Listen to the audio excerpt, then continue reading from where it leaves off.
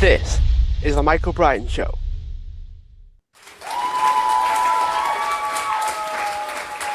Hi everyone, welcome back to the show, and I'm joined with Kyle Jones, who is the co-founder of iCryo, i.e. Cryotherapy. So we're talking all things cryotherapy, benefits, uses, that sort of thing. So Kyle, thanks for joining me.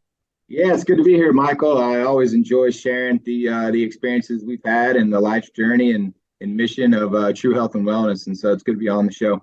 So talk to us a bit about how you actually got started. I know we talked briefly before we started, but how did iCryo come to be? Where did your passion come from? Yeah, so it started out, over 10 years ago. I've always been actually, if we start from the very beginning, I've been a multi-sport athlete since the age of 4. My dad put me in every sport known to man. I think I was a very busy kid at a young age, and so athletics, performance, just making sure that my body was always in tune and healthy to be active for that sport and to be the best athlete on the field. People think to be the best athlete, it's all about the sport you play, and it's really about the things you're doing off of the quote unquote court. That makes you the best athlete. So, your workouts, your recovery time, what you're digesting with nutrition and food and all that good stuff. And so I just became very passionate about, just general health and wellness my entire childhood and in my early teenage years, which led me into pursuing an exercise science and kinesiology degree. I went off to double major in business management as well, because I knew I wanted to be a business owner one day and own my own health and wellness based concept at some point. I didn't know what it was going to be, but my passion for health and wellness and my knowledge from business, and I get that from my father. My father's been an entrepreneur in business for about 35 years. And so naturally, I just kind of followed his footsteps in that way. And, through college, it was really open-ended on, health and wellness is such a massive environment. There's so many different things that you can do and so many interesting things that you can do in that world. And so I was kind of searching for what my calling was. And I'll never forget, I was about midway through my undergrad, and I was reading an article, and it talked about the 5 most rewarding career fields at that time. And, this is back in 2011, 2012 timeframe. And one of the top 5 jobs at that time, career fields, was physical therapy. And it spoke about, it was a very short article, it wasn't lengthy, but it spoke about how impactful a physical therapist was from a physical rehab and a mental rehab perspective. A lot of people don't understand, but the physical rehab portion of what you're doing, whether it's a total knee replacement or a shoulder injury, a lot of it has to do with the mental capacity, right? The mental rehabilitation process and the mental focus and positive energy impacts that physical recovery. And so I dove right in from there. I became very passionate about helping people. I love the way that the body functions inside and out. And, if you do the right things to it, it will perform the way that it's intended to. So that led me into working part-time at a physical therapy clinic here in Houston, Texas, which is where I'm from. I had to get clinical hours to complete my degree. And so I was working at an outpatient center. I had we called him a frequent flyer. He was a guy that was always injured, and I was working on one of our patients, and he started talking to me about cryotherapy. I had no idea what it was. First thing that registered in my mind was like an ice bath or an ice pack or something of the sort. And it was something completely different. He pulled up a picture on his phone, and he showed me a place somewhere here in the States, and there were very, very, very few establishments in the United States that even had a cryo chamber back in 2011, 2012. I think the first chamber hit the States in 2009. So it was very new to us, and it just kind of caught my passion. It caught my belief system. It caught my attention. It caught everything about me. Just wanted to learn more about what cryotherapy was. And long story short, we actually teamed up with an investor. We bought 2 chambers for that PT clinic. We started to run sessions on patients, post-surgical, elderly people that were injured or had rheumatoid arthritis, athletes that were looking to perform better in high school or college. We were administering it on a ton of patients. Fast forward, we saw it kind of catching on. We started to see more benefits than just pain in muscle recovery. We started to see people reporting better sleep, better energy, better mood. Just all sorts of things that weren't really physically related as far as like a muscle, a joint, or a bone, but more of like something that was happening internally, which is what really caught my attention. So we opened it up to the public. We started doing memberships and packages, and before you knew it, we started a full-fledged business model. And I managed that operation for about 3 years, from 2012 to 2015, and then I branched off and I started the first iCryo location, opened up in October of 2015, and ever since then it's been a joyride of biohacking and figuring out what are some of the cool pieces of equipment and modalities out there that help people. And so we've dabbled into compression and infrared saunas and red light and all these things that you're now seeing in the space of recovery and wellness. Yeah, my passion started at a very early age.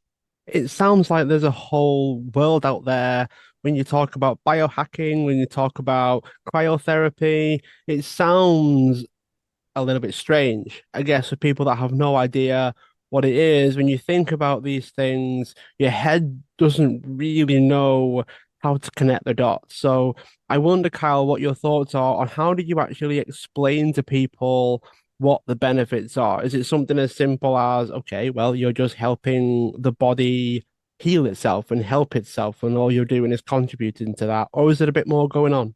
Yeah, so there's a lot going on in the session of cryotherapy, and that's what really attracted me the most. A lot of people don't understand during cryotherapy what truly happens when you get to those sub-zero temperatures, and the body reacts in really one of two ways. And I think that's the part that really struck me and piqued my interest. We talk about the central nervous system, we talk about how the body reacts to different temperatures or different things in the air or different things we come in contact with. And if you look at cryotherapy and the intention of it, back in 1978, Japanese scientists created the first cryo chamber to treat rheumatoid arthritis and fibromyalgia. So his goal was, he knew that inflammation couldn't be cured, but only kind of controlled or treated. And if we can reduce the inflammation markers, then I would tell you that majority of your daily physical and mental issues really kind of dissipate and minimize. Now they'll never completely go away because we always harness some level of inflammation. But when you can reduce the inflammation in the body, you think more clearly, you sleep better, you have better energy, you have more constant sustainability through the day with your body. Your recovery time's faster, physically and mentally.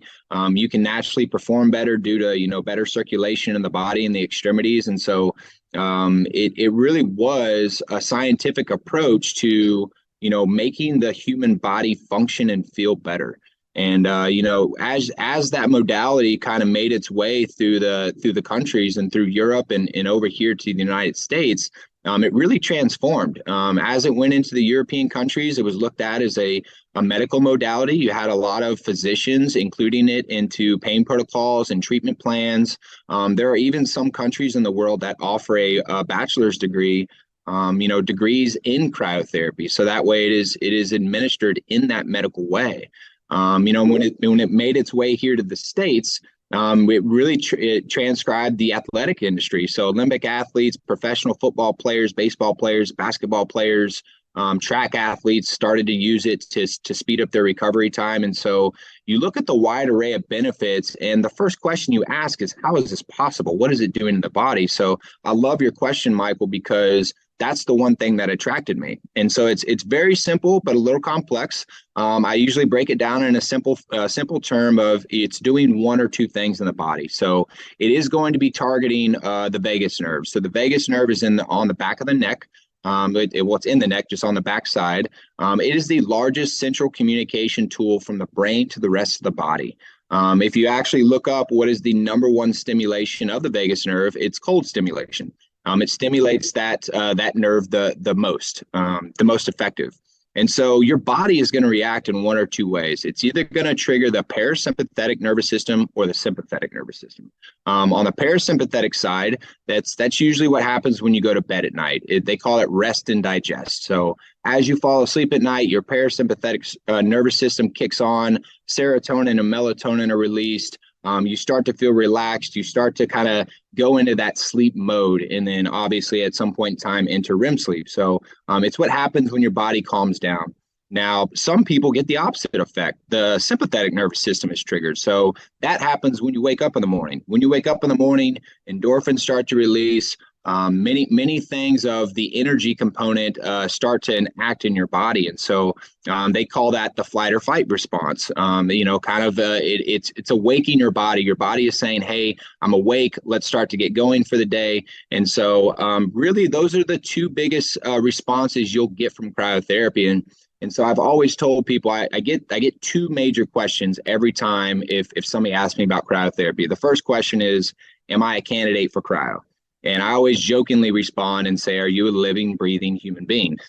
And I say that because every person in the world, every human being in the world, it doesn't matter, age, sex, religion, ethnicity, height, weight, fat, muscle, everybody has some level of inflammation. So yes, my response is yes, you are a candidate. Everybody is. Number two, the second question I get is, how am I going to feel when I get out of my first session? And I usually tell people it's different for everybody.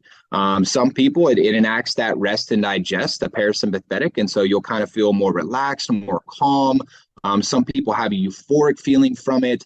It can release a large amount of serotonin and melatonin in the body. So it could put you away. It could put you to sleep. And to be honest, that's what cryotherapy does for me.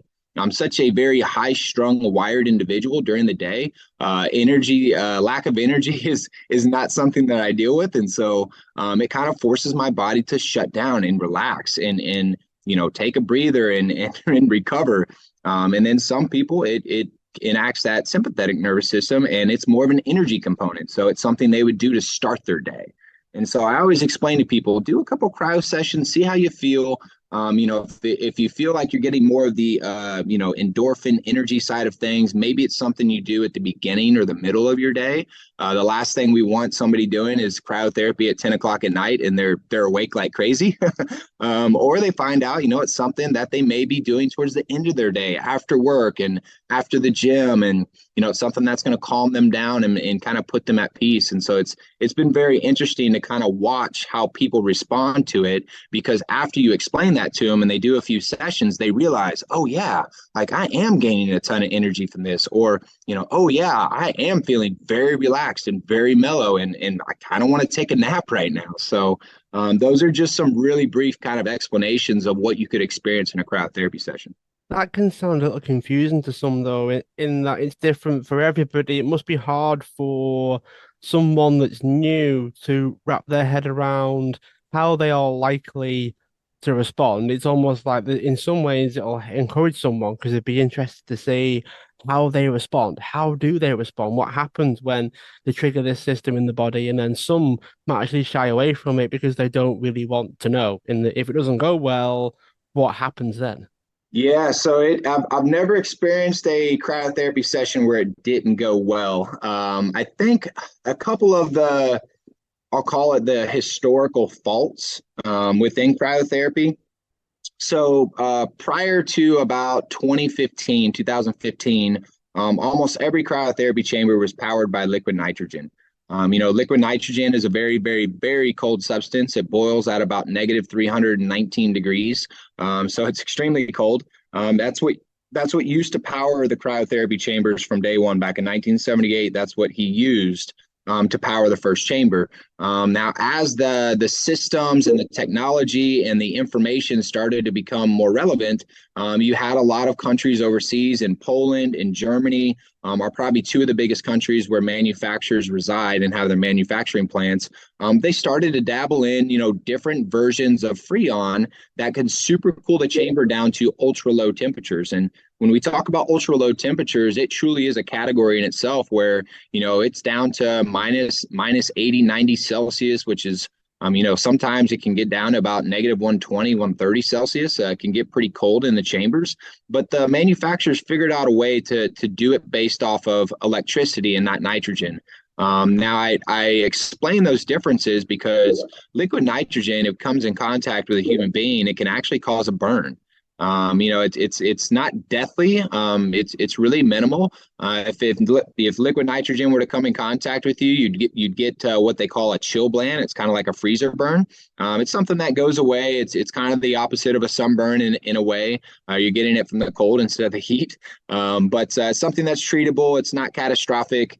It's definitely not a chemical to play with. So liquid nitrogen, when it converts into a gas, if you breathe that in, you could pass out, right? If you breathe in too much of that, you could not survive. And there have been a couple cases, around the world where people, from a user error perspective, weren't using liquid nitrogen appropriately, weren't utilizing the treatment safely and appropriately either. And so there have been some burn cases that have surfaced across the world, which is why I think everybody in the industry mainly is going to electric-based units. It's a ton safer. You don't have to deal with liquid nitrogen. You don't have to deal with potential burn cases. You don't have to deal with the potential of somebody breathing in the liquid nitrogen as it comes out the unit and potentially passing out. And so the industry has gotten really, really safe. The biggest, I would say, negative outcome of a cryotherapy session, historically has been just that. Somebody got burnt by a chamber, liquid nitrogen came in contact with their skin, and obviously that's not a fun experience. Now that everything is powered by electricity, the only thing that people don't like is it's too cold, right? So I think they published a study a few years ago. I think it was a Harvard study, and they said about 2% of the world population actually enjoys the cold. So, when I hear the case of, man, I don't know if I can do cryotherapy, I don't like the cold. I say, yeah, the rest of the world doesn't like it either. So, Wow. at the end of the day, I kind of correlate it to the other stuff that you don't want to do in life, but it's healthy for you, like, running a mile or doing some cardio or exercising, right? A lot of people don't like to do that, but at the end of the day, we know it's healthy for us. It's good for us to have exercise. And so cryotherapy is very similar. It's cold.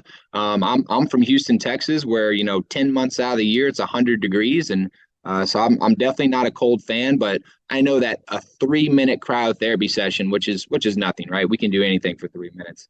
A 3-minute cryotherapy session to feel cold, to get the maximum benefits that comes from it. The pros outweigh the cons all day long. So, like I said, historically, the negative outcome could have been, a potential burn case. Now we really don't deal with that since we're dealing with electric-based units, and so I would say the only negative outcome is, oh man, it was too cold, which makes me chuckle. That is kind of the angle I was going to take with my next question is pros and cons, but I would imagine there may be something of a length of time versus how cold that you go. Is there a bit of a spectrum on this in terms of outlining the benefits, as in if you do 90 minus 90, that is it different compared to minus 120 or minus 150? And does that then equate to a time benefit in that you've got to be in for so long before these benefits start to show? Yeah, that is a great question, Michael. So I always tell people it's all about skin sensitivity. It's all about the skin drop, and so with cryotherapy, it's using ambient cold air to cool down the chamber. So it's not a liquid cold, it's not ice, it's not a penetrating bone chilling cold. It truly is. It hits your skin and reflects off, so that it doesn't actually penetrate past the first layer of the skin. So the internal body temperature is not cooling, just the skin itself. So it's almost your body is tricking itself into being in that cold state, but the internal part of your body truly isn't getting cold. So I've always told people it's all about skin temperature. In iCryo, we check skin temperature on a guest before and after their first treatment to see what a drop would look like. Some of the research is showing that between a 30 and a 50 skin temperature drop after a session is kind of where the safe spot is. Normal skin temp for a human being is about 90 degrees Fahrenheit. Some can be 82, 85. Some can be a little warmer, about 93, 94. But about an average skin temperature for anybody is about 90 degrees. That being said, if I walked into the chamber at 90 degrees skin temperature, I'd want to walk out of the chamber with at least a 30 to 50 degree drop, And that kind of shows us we are reaching that peak point of getting true benefits within cryotherapy. We're activating that vagus nerve. We're getting that parasympathetic or sympathetic response in the body to do what it needs to do. Now, if you're under 30 degrees, is it something that is you're not gaining the benefits? Absolutely not.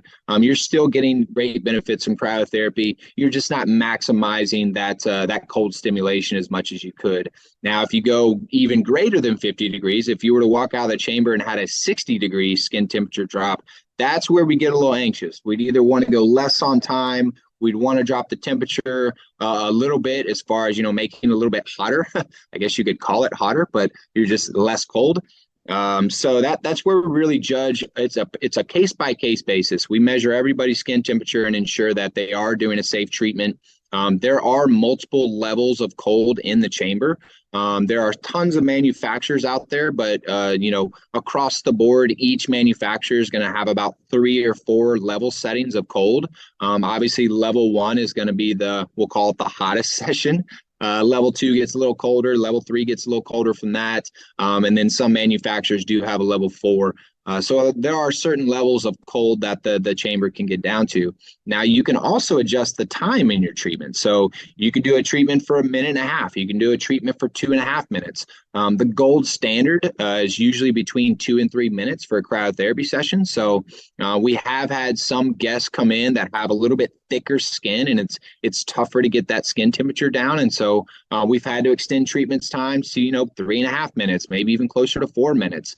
It really just depends on the skin sensitivity of that guest that's actually doing the treatment. So every single session, every single guest is a little bit different that way. So I kind of call it personalized cryotherapy in that way. So is there a chance of being able to go in and analyzing that side of things? Like, I know it is different from person to person, but is there some kind of way that you can say, right, if let's say you get goosebumps easily, which some people do, is that a sign of like, okay, this is more likely to cause issues if you go this far because you are a bit sensitive to the cold? I wouldn't say on a goosebump side of things, but some people do know if they have frail skin or not. So we can always ask the question, your skin sensitivity rating. Do you have really tough skin? Do you have really frail skin? Kind of talk them through that process. I will always tell people that it doesn't matter how tough you are, how much of a man you are, whatever that is. We always start off the first treatment on level 1.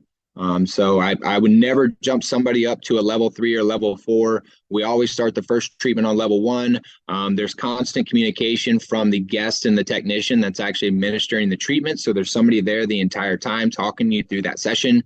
You do get to have music inside there as well. So it's an experience. We've got speakers inside of the chambers, so you can select your favorite song. And a lot of people love to sit in there and meditate. Some people like to go in there with their spouse or a friend. Most of these chambers that are designed now are multi-person chambers. So you can walk in, 2, 3 at a time and kind of, hang out and listen to some music. It's kind of weird to say that cryotherapy is an experience you can have with other people, but it's really gone that way. It's gone towards a route of, not just helping people from the inside and out, but it's become an experience that they're enjoying with other people. And so, for us, it's always about safety first.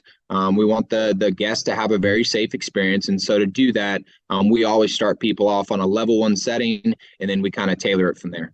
Now, you don't have to name names, Kyle, but you ever have a guy come in that's trying to be manly, and then you think, let's get in there and see what happens. And then all of a sudden they start, no, turn it down. Yeah, so it's funny. We'll joke around sometimes. We'll tell we do have some bodybuilders that come in and they're big macho. They can stand the cold, right? And it's funny because they're usually the ones that wimp out the fastest.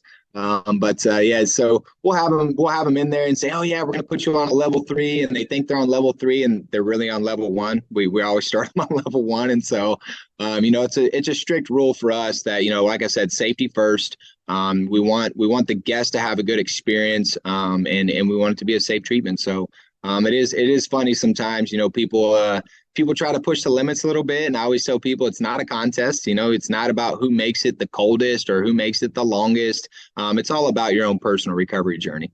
Now, what I find quite fascinating is I have done a little bit of research into it, and when I say a little, I mean just enough to hold a conversation with someone like you. And it's making me think, okay, what about how the body actually reacts? There is some science behind it. I'm going to leave the floor to you a little bit, but sometimes it's not necessarily about the treatment, it's about the response to the treatment, and then some kind of build up or training happens over time if you have multiple sessions, that sort of thing. So, talk to us a bit about the science of it, because I mean, some buzzwords like cold shock proteins keep coming up, and I'd rather have someone like you talk us through it. Yeah, definitely. So I always remind people about the word, cryotherapy. It is a therapy. It is something that is not a one and done. It is something that needs to be done, consecutively over a period of time to experience, ongoing and consistent and maximum benefits. And so, I always explain to people, it's almost like eating food, right? It's the nourishment and the power of the body. It's not like you eat one meal and then you're done for life, right? You got to continuing eating food to optimize your health. And so, very similar to any other therapy, to reap the rewards and the benefits of that therapy, it has to be done consecutively. Whether it's once a week, once a month, every single day if you'd like to, if your schedule accounts for it. But it is something that needs to be done on a regular basis. And so that's why in iCryo we do offer packages. We offer 3 tiers of memberships, which we call our monthly passes.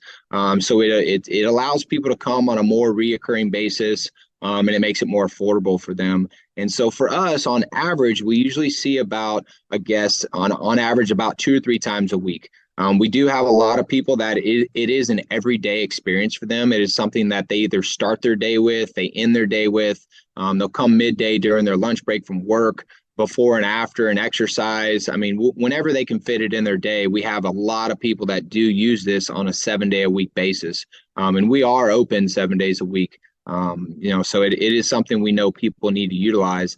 And then sometimes, people realize that they're very healthy. They don't need a ton of, rehab or therapy in their life. And so it's something they do from like a maintenance perspective. They'll do it once or twice a week, maybe once or twice every other week. They're not injured. They're not experiencing a large amount of inflammation. They don't have headaches and migraines. They don't have pains.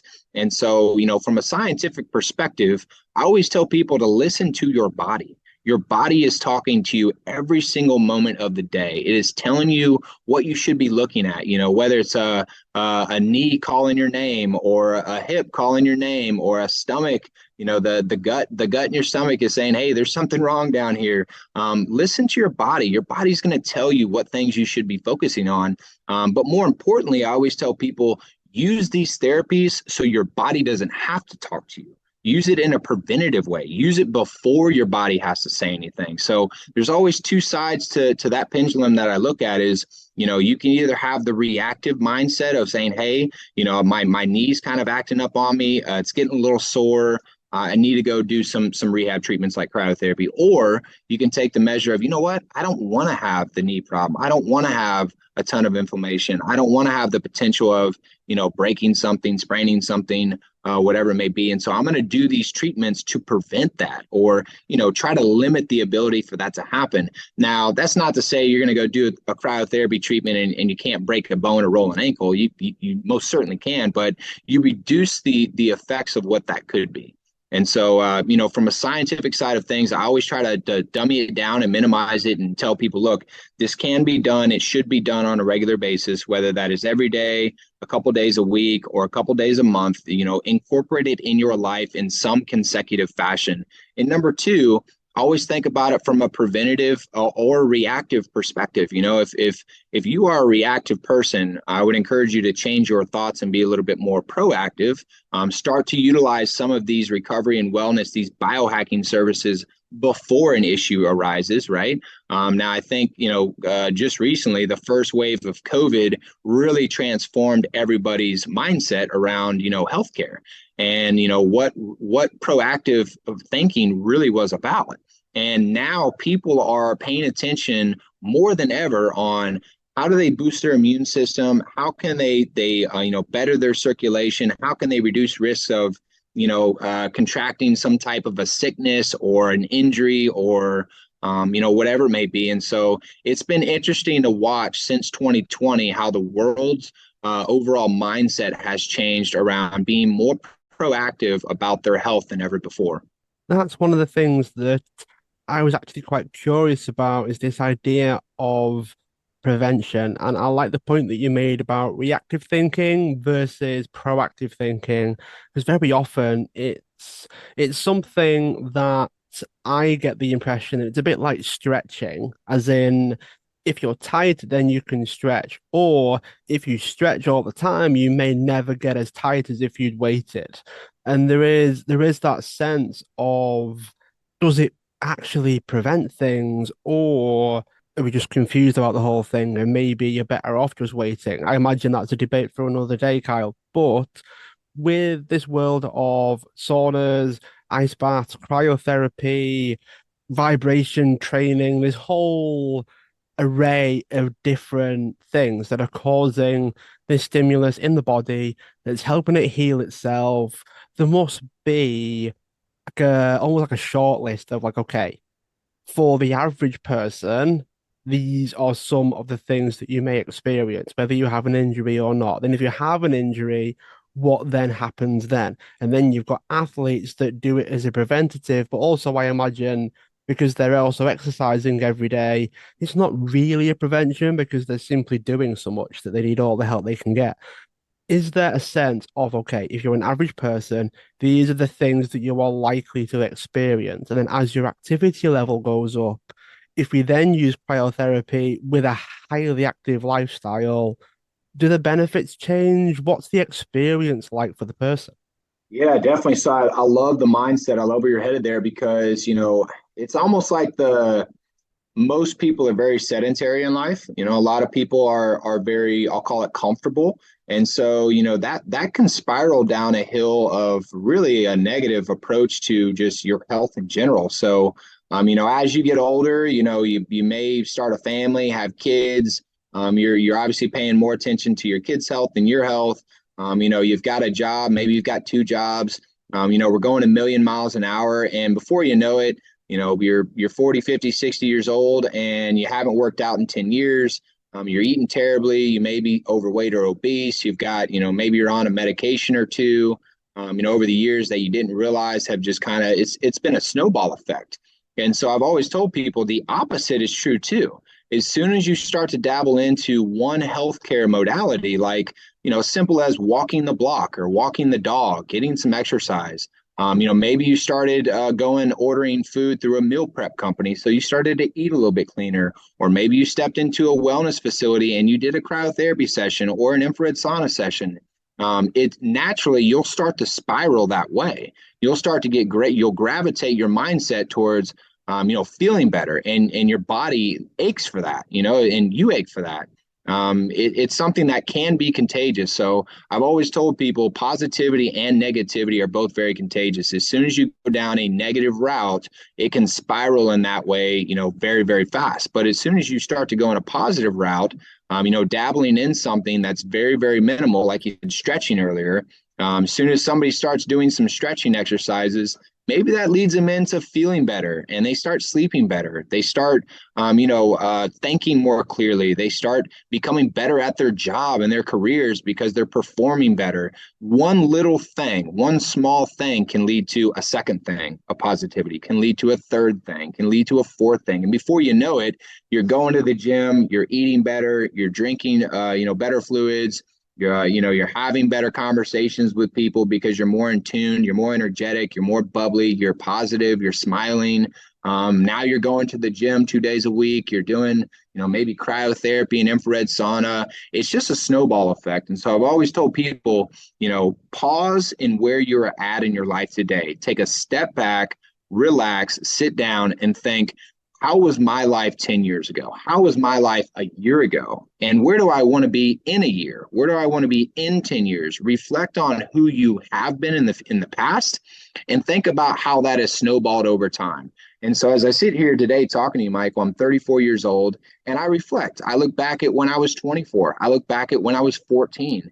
And I think about, what are the things that have got me to where I am today? What are the small little stair steps that I probably forgot about and that just kind of snowballed over time to get me to where I am today? And it truly has been, the my dad putting me in sports at 4 years old. That got me in the groove of, working out, being in the weight room, being around coaches and mentors, and drinking tons of water and understanding physical therapy and understanding rehab and being in ice baths. And it was one thing led to another over my entire lifespan. And, some of that can be negative. Some people can start at an early age in kind of a negative environment and it just spirals out of control in that way. And before you know it, you're 450 pounds, you've got, hypertension, you've got issues, and you're on several medications, but you can always reverse that. I always tell people, if you look back and you see that your life has gone downhill, there's no reason that you can't turn that around. There's no reason that you can't make a mental pact with yourself to say, I don't want the rest of my life to be this way, and I'm going to start doing things better. And when you say that, people think it has to be a massive change. People think, oh, that means day one now I have to start off going to the gym 7 times a week. I've got to do all this, all these recovery services. I got to do all these chicken and broccoli meals. It's not that way at all. It's small stair steps in the right direction that'll get you to where you need to go. So I've always been very critical around, the small things lead up to the one big thing that you're trying to accomplish. And so looking at it from that perspective really helps people analyze, how they've gotten to where they are and where they can get to where they want to go. So would you say that cryotherapy is the 3 minutes that will help kickstart everything else? Because the benefits seem very holistic, like it's a whole body experience, adjustment, adaptation, whatever you want to call it. Would you say that that is enough, or do you think it's paired well with something else? What would you say? So I do think is that it is enough. It is enough to get somebody kickstarted on that journey. I've seen it happen. Hundreds, I mean, literally hundreds of people I've seen that happen with. They maybe a spouse or a friend, or they came in with part of a soccer team or something, and it was their first time doing cryotherapy. They had never done it before. They come in just because somebody had kind of recruited them to come in with them, and they do a session, and before you know it, they kind of look around and say, man, I feel great. I want to do that again. And so they come back for a second time, and before you know it, on their fourth or fifth visit, they're doing compression therapy in conjunction with cryo. And before you know it, a month goes by, they're doing red light therapy and they're doing infrared saunas. And now they're talking to a trainer about, maybe getting a workout in or a gym session. And they're walking inside of the center. They're having positive conversations. They're feeling great. So I have seen that literally hundreds and hundreds of guests that have walked in our doors. I've seen that story so many times play out, and it truly is. It can be a catalyst to getting you on that healthy lifestyle journey. Now, as I'm getting older, Kyle, I know we're both in our 30s currently, so we may or may not have experienced this, but I found that recovery has become more and more important. I can't tell you how much I would beat my body up physically, mentally, being a teenager, wake up and simply do it again. There is this case of sleep was enough when I was younger. I didn't really stretch all that much, and I was stupidly active to the point where I would struggle to walk sometimes, wake up and I'd feel fine and I'd think I was invincible and I'd just go out and do it again. As soon as I turned 30, my legs started having a bit of a conversation with me saying, you really don't want to do this. You need you need to just stay home and you will feel better the next day. Just take a day is what it was kept telling me. Just take a day. That's all you need. And it's making me think that if I could recover quicker, if people out there could recover from stress quicker, whether it's physical, mental, you name it, stress over time seems to be the thing that people need to learn how to overcome and manage and recover from. And I think the whole world would be so much better if we were able to recover quicker, as if we were teenagers again, Kyle. That's the image I'm picturing. Turn the Yeah, clock back is what I'm hoping for. Is that that's possible? Do you think that that's a thing that we can actually do? Because I'm aware that cold therapy can help in terms of endorphins and hormones and things, but is it really that basic? Is it really that helpful? So I think it is impactful in so many of those levels. The one of the main things that I try to stress about people is, your body is under constant stress every single day, regardless of what you come in contact with or what you do. From the moment you wake up to the moment you go to bed, we're putting stressors on our body. We're activating a lot of stressors, and so if there are things that we can do to combat that, and to slow the aging process down, right? We can't reverse the aging process to date. Hopefully, sometime in the future we can do that, but we can slow that process down. Now, slowing that process down means we speed up the recovery time, like you said. So, at the end of the day, the goal should always be to speed up the recovery time. I'll never forget when cryotherapy first hit the United States. Nike did a project with Olympic athletes, and they were having Olympic athletes do cryotherapy during their training sessions. And a lot of the Olympic athletes talked about how they were performing so much better in practices, right? Because they practice day in and day out. They were performing so much better in their day-to-day practices because of their recovery time was so much faster. So you have athletes in the United States that were using cryotherapy and some that weren't. And there was a lot of reporting cases around, the athletes that were using cryotherapy. They felt better. They felt more energized for the race. They were more prepped. Their body was more prepped. They were more mentally capable and recovered to tackle that race than the person that didn't do cryotherapy. And so, from a overall enhancement perspective, cryotherapy truly can be massively impactful in what you're doing in any kind of a sport or in daily activity. It's funny. I always get the comment of, "Well, Kyle, I'm not an athlete. I'm not in a sport. I don't play sports." And so what is this going to do for me? And I said, do you work out? And they say, oh, I'm speaking of one female that I was speaking to at one point in time about this. And she said, no, Kyle, I'm a mom of four. I'm so busy. I'm working a day job. I just don't have time to go to the gym, and I'm not an athlete. And I said, you're a mom of four. I said, how old is your youngest? She said, two. I said, so I'm assuming you pick up your 2-year-old, I don't know what, 40, 50, 60 times a day. And she said, yeah. And I said, so basically you're doing deadlifts all day long, right? And she kind of laughed. And I said, you are exercising. You are doing some form of a workout. You are putting your body under stressors just like anybody else. So whether you're in the gym doing a physical bench press, or you're a stay-at-home mom and you're dealing with kids and picking up pots and pans, and there are so many different things in the day, regardless of who you are, that we stress the body out. So if there are things that we can do like cryotherapy to speed up that recovery time and slow down that aging process, overall, it's going to be a massive benefit in your long-term health. That's an interesting parallel to being an athlete, isn't it? Having an active lifestyle, things that you might not necessarily think is exercise, but it is a workout. You are still stressing your body, you are still lifting something, and it's very often they're the things that we overlook. They're the things that we don't necessarily think about, and even mental. Like if you're sat at a desk for 8 hours a day, that can be mentally draining to the point where you might need something also for your mental health. So maybe it's worth segueing across a little bit to the mental health aspect, just for the purpose of this recording, this interview. How does it benefit mental health? How does it actually help mentally? Yeah, so that's what really caught my attention early on when I started to do research about cryotherapy. Everybody talks about the physical benefits of these services, and they aren't really paying attention to the mental benefits of these services. So, I talked about earlier how there's a good amount of endorphin, serotonin, melatonin.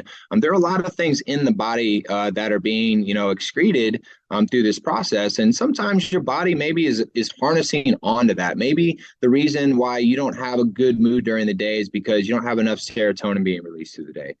Maybe there's a reason why you're not sleeping well enough because your body's not releasing melatonin like it should, or at the specific levels that it should. And so it could really come down to just a true, you could call it a chemical imbalance of sorts. And so I've always explained to people, when you put your body in a fight or flight mode, when you start to activate that central nervous system and you start to activate things inside the body that way, it's going to unlock the things that your body is harnessing.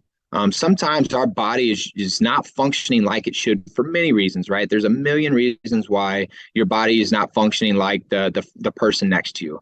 Now, some of those things can be very basic, right? Some of them can be related to the things that we're eating and drinking. Some can be related to prescription medications that we're on. Some can be, nutritional deficiencies in vitamin supplementation, whatever it may be. But I've always told people cryotherapy is basically a shock to the system.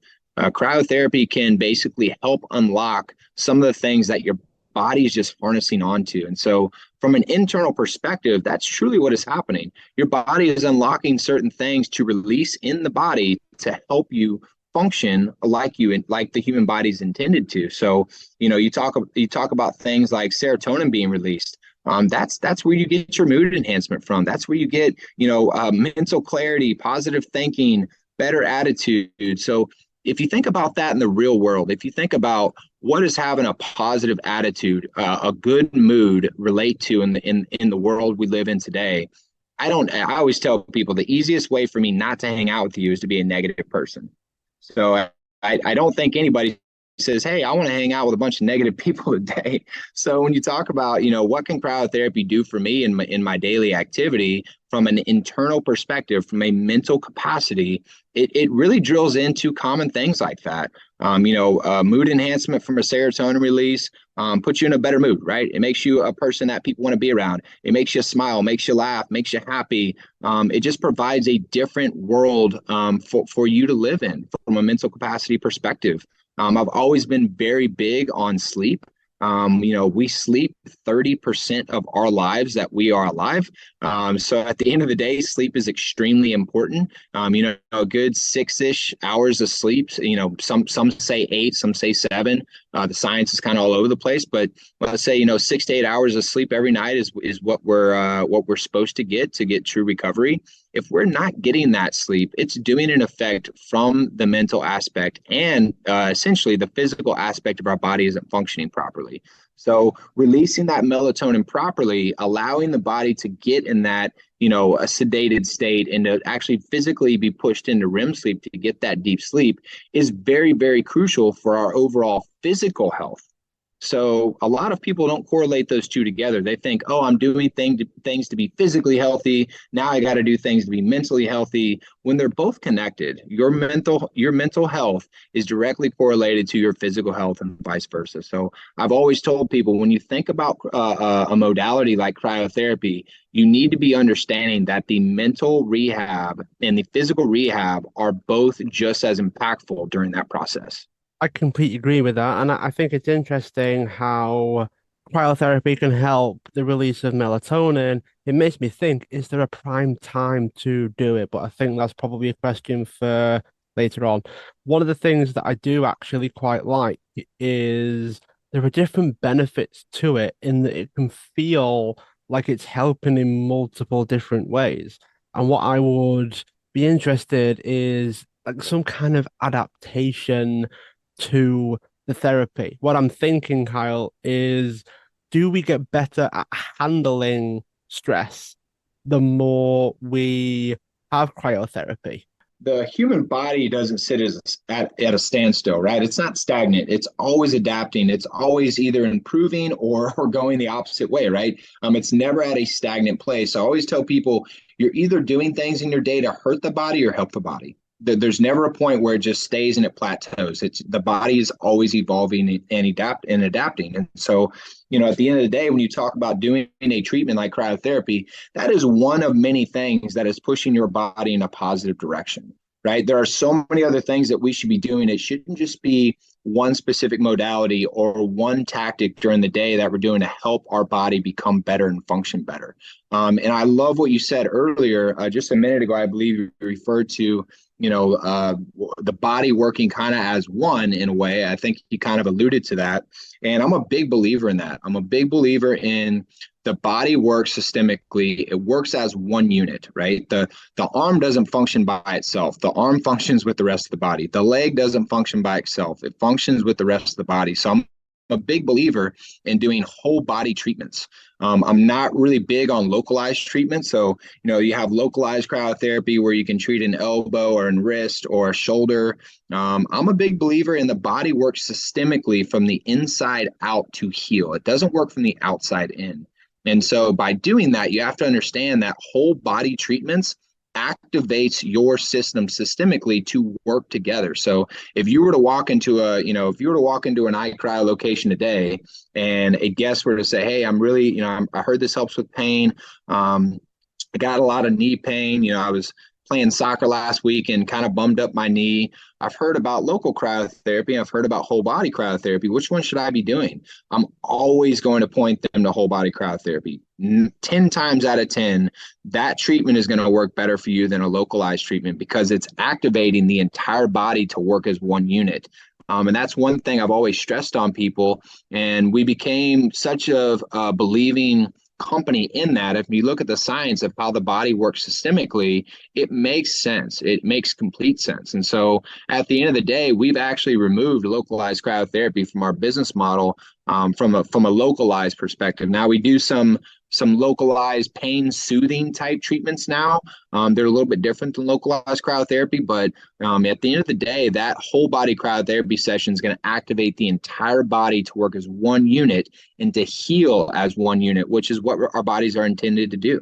Is there a best time to do this? There are so many benefits. There are so many things that we can use cryotherapy for. Is there a best time to do it, or am I just trying to get too specific and it doesn't necessarily matter when you do this? No, I love the question, Michael. I mean, at the end of the day, there definitely is a preferred time to do cryotherapy, and it's not a general rule of thumb. It is definitely a person by person basis. So we talked about it at the beginning of the interview. It's going to activate that parasympathetic nervous system to kind of calm you down, or that sympathetic nervous system to kind of wake you up. Now, when you do a cryotherapy session, you're going to experience one of those two. If you're experiencing the calm down, it kind of makes you relaxed and it puts you in a euphoric feeling and kind of makes you a little tired. Well, you probably want to do cryotherapy towards the end of your day. The last thing you want to do is do cryo at the beginning of the day and it makes you tired all day.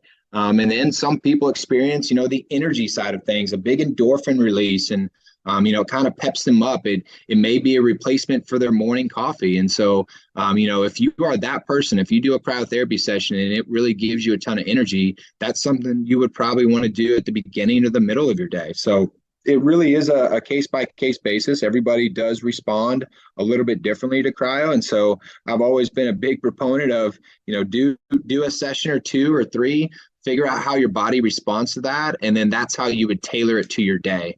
So I'm one of those people that definitely puts to sleep. After I do a cryotherapy session, I definitely feel tired and I feel relaxed, and I'm definitely not energetic. And so I usually do cryotherapy towards the end of my day. That's a very, very good point in using the results to guide when to do it. 'Cause as you say, I mean, I'd hate to be out in rush hour traffic after a cryotherapy session. If it almost puts me to sleep, you probably encourage them to take the bus or get the train.